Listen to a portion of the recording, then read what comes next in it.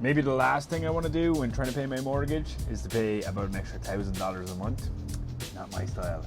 Here's how to avoid that. I'm going to explain why the Bank of Canada interest rate has stayed where it is at 2.25%. And we're going to go through what it means if you're buying your first house. If you like that, want some added information, stay where you are, grab a cup of coffee. I'll see you in a sec.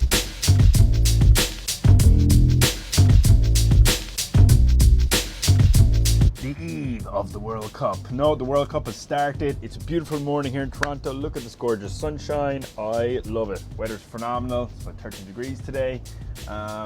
Mayhem's absolutely goosed. He's my black dog, my Woodle. He absorbs sunlight. He's also 12 years old, but he's an absolute legend.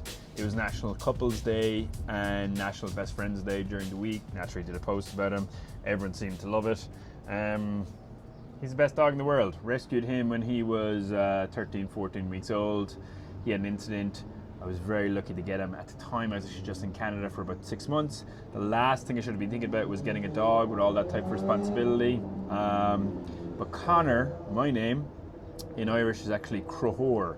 And Crohor translates directly to lover of hounds. So I think we're bonded, we're connected. What's his name again? You know nothing, Jon Snow. Well, I know I love dogs. And he loved wolves.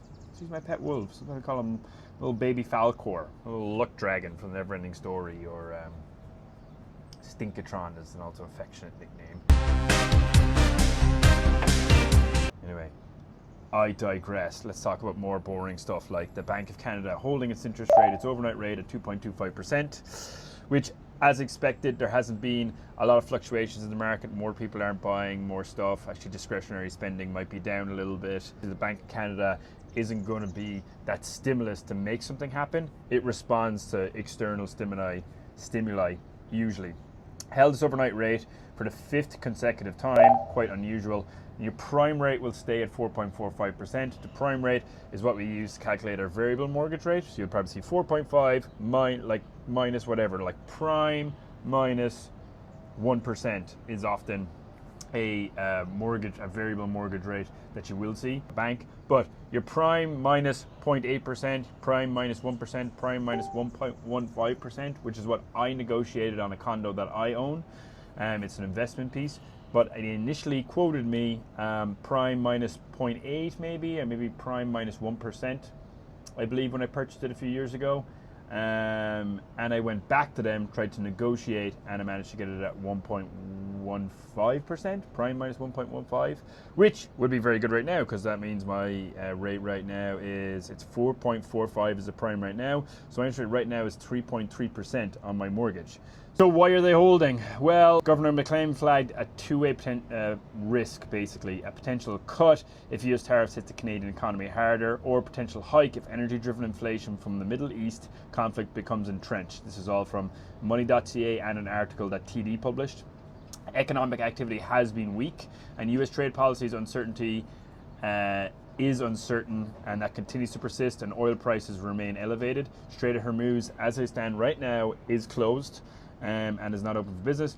So we're stuck between a soft economy and an inflation risk. Very unusual that may happen in both contexts. The US job market report came out this week, and markets actually went down. They saw it as a bad thing, and it's 3 months in a row now that it's had strong job market reports, and we tend to trail the US economy. We're kind of almost like a little bit parallels often, and our rates go very similar to them. So it's always important to kind of keep an eye on that.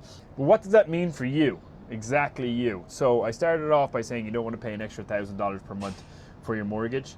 Fixed rates and high cost of living have pushed home sales even lower than last year. So we're nearly 10,000 units sold less than this time last year. I wouldn't say this time, the first 4 months. That's going from January to April. 10,000 fewer homes are sold in 2026 than 2025. That's just the facts.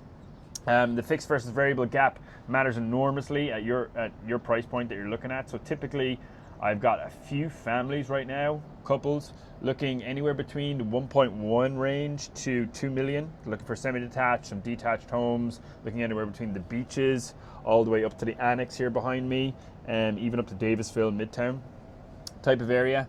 So if we're talking like somewhere between the 1.5 mark, If you're getting a fixed mortgage, which is the most consistent thing, you've got fixed income, maybe you want to go with a fixed mortgage. Or if you go to a mortgage broker, you may be able to get somewhere around 4%. You know, you go, they shop around sometimes over 200 different lenders, and they will shop you a big rate. Hopefully get you something good. They're very competitive. If you go with one of the big six, that could be more than that. Could be up to 4.6%. And that spread will come somewhere around an extra $1,000 a month. So my biggest advice from you, get a mortgage broker, negotiate your rate. Get a mortgage broker, negotiate your rate. As I said, my guys got back to me at my rate of prime minus 0.8. I was going for a variable. You may be going for a fixed. I negotiate that to prime 1.15. Massive difference. Okay, that's almost 0.4%, 0.35. Pretty significant. If you're doing that, you buy a house for 1.5 million. Don't just go straight for 4%. Maybe it's coming from the big six lenders. Shop around, have a look, listen to your mortgage broker, listen to your financial advice, and you may save yourself up to $1,000 per month in your rate.